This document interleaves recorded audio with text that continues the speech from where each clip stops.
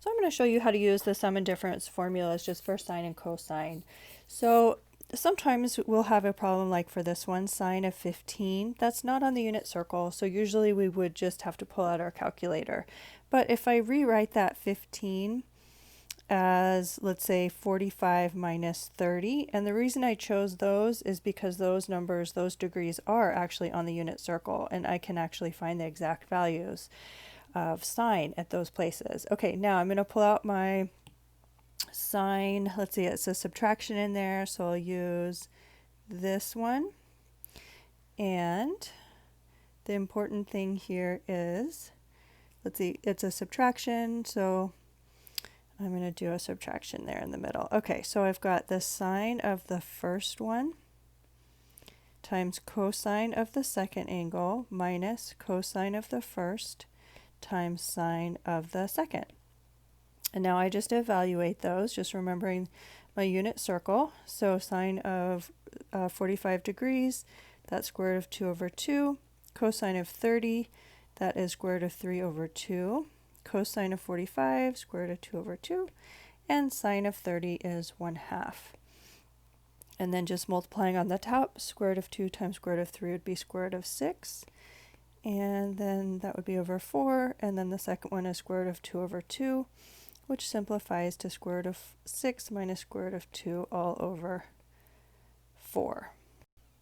Okay, let's try another one. So I'm going to look at this 11 pi over 12. So that's obviously not on the unit circle, but if I think of 11 like 8 plus 3, and those are going to be twelfths, those would add together and actually be equivalent to 11 pi over 12. Okay, now I can simplify my fraction. So I've got that 8 pi over 12, that simplifies to 2 pi over 3, and 3 pi over 12, that can simplify to pi over 4.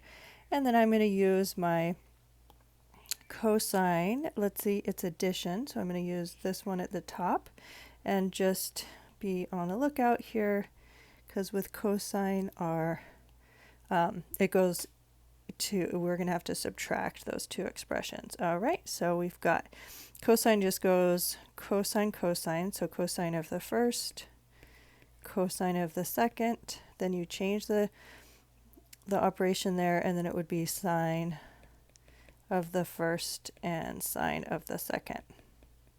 And now we just need to use our unit circle and just remember what all these evaluate to. So let's see, cosine of 2 pi over 3, that is this one right here. Cosine is the x, so that simplifies to 1/2.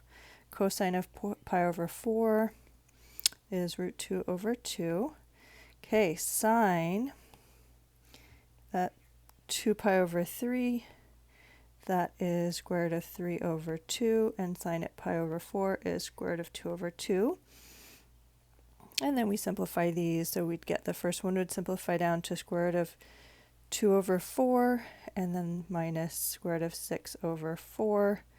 And we could write that as square root of 2 minus square root of 6 all over 4. And there's our exact value.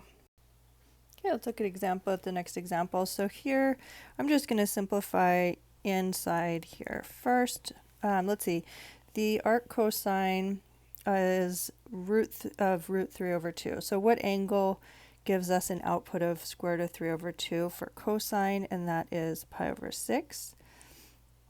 And what is the tangent, what angle gives us an output for tangent of 1? And that's pi over 4. Okay, and I knew it had to be those because of just where our inverse tangent and inverse cosine functions are defined. Okay, now I'm going to simplify that. I've got an addition, a sum formula for sine.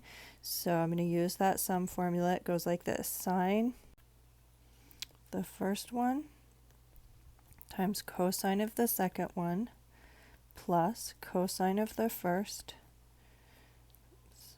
times sine of the second. Okay, and now I just start evaluating those. So sine at pi over 6 is 1/2. Cosine at pi over 4 is square root of 2 over 2. And now we move on to the next one. Cosine of pi over 6, that's square root of 3 over 2. and sine at pi over 4 is square root of 2 over 2.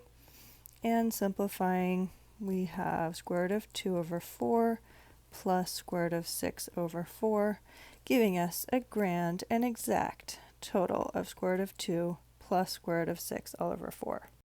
Okay, let's move on. We're going to do a similar thing to start with this one, but it's all just variables, so I'm just going to give myself a few things to work with. So let's just define that the arc sine of x, let's let that be a, and the arc cosine of y, let's that be b. Okay, so then we would have this would simplify to, let's see, arc sine of x, we just define that as a, and arc cosine of y, we just define that as b. Okay, and now I can use my difference formula for sine. Sine of the first times cosine of the second minus cosine of the first times sine of the second. Okay, let's see. Sine of a. Well, if the arc cosine of x is a, then that means that the sine of a equals x. And same thing here, arc cosine of y is b. That means when we take the cosine of b, that is y. So that's just using the definition of what those inverse functions mean. Okay, so the sine of a, that's x. The cosine of b, that's y. Well, now we get ourselves into something a little bit more complicated here. We don't know what the cosine of a is or what the sine of b is. Okay, so whenever I get stuck in trig, I always draw a picture. So sine of some angle is the opposite over the hypotenuse. Well, I just have an x, so that would be the same thing as if I divided x by 1. Okay, so now I can draw myself a little diagram here. And if I let this be angle A, okay, the opposite would be, because of how my fraction is set up, the opposite is x, the hypotenuse is 1. Okay, and I need cosine of A. So I need the adjacent because cosine of A would be the adjacent over the hypotenuse. Well, I'm good to go on the hypotenuse, that's just 1, but what's the adjacent? Using the Pythagorean theorem, we can get that adjacent is 1 minus x squared. So cosine of A would be, okay, so we would have the adjacent, which is square root of 1 minus x squared all over 1. Okay. So let's see, I can plug that in. That is what the cosine of A is. Okay, so I'm going to replace cosine of A with my new expression, which I'm going to just simplify to 1 minus x squared. And now I need a sine of B. Okay, we're going to do similar kind of thought here. Cosine, that's adjacent over hypotenuse. So I'm just going to draw some new triangle. Okay, and I'm going to let this one be B. Adjacent is this one right here. Here's hypotenuse. Okay, so same thing, y, I could rewrite that as y over 1. So the hypotenuse would be 1. The adjacent would be y.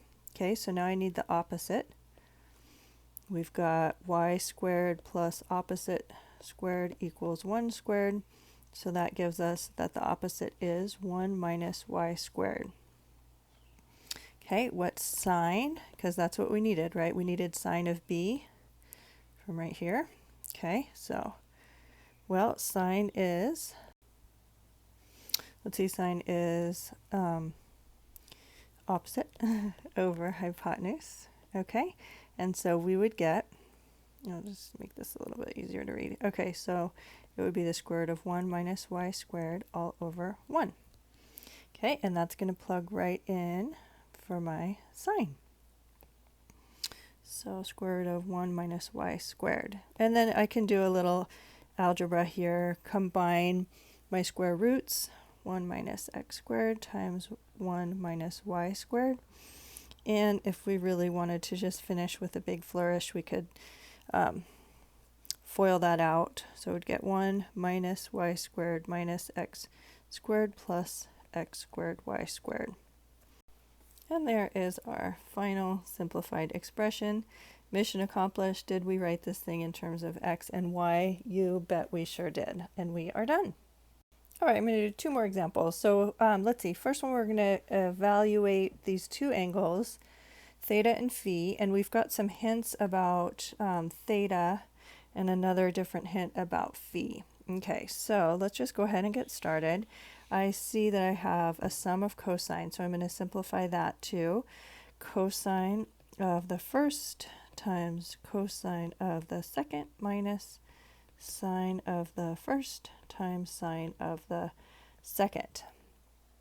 Okay, well, now I'm not really done because I need to actually plug some numbers in here. So let's draw some pictures and figure out what we've got. Okay, we got two hints. I'm going to work on the first one. Cosine of theta is 3 over 5. 1, 2, 3. And remember that cosine is adjacent over hypotenuse.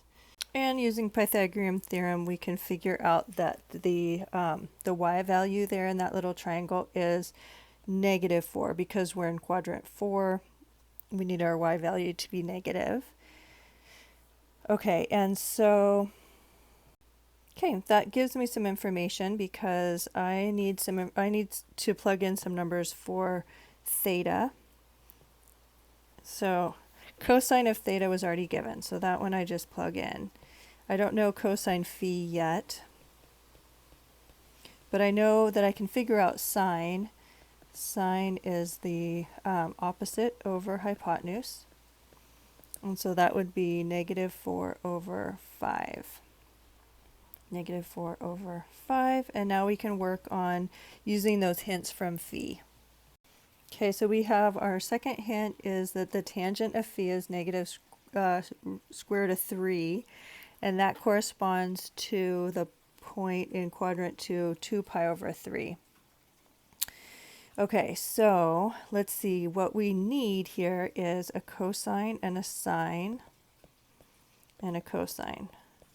Okay, so let's see, sine is the y value, so that's square root of 3 over 2. Cosine is the x value, so it's -1/2. And we'll plug those in over here. So we've got 3/5 times cosine of phi, which is -1/2.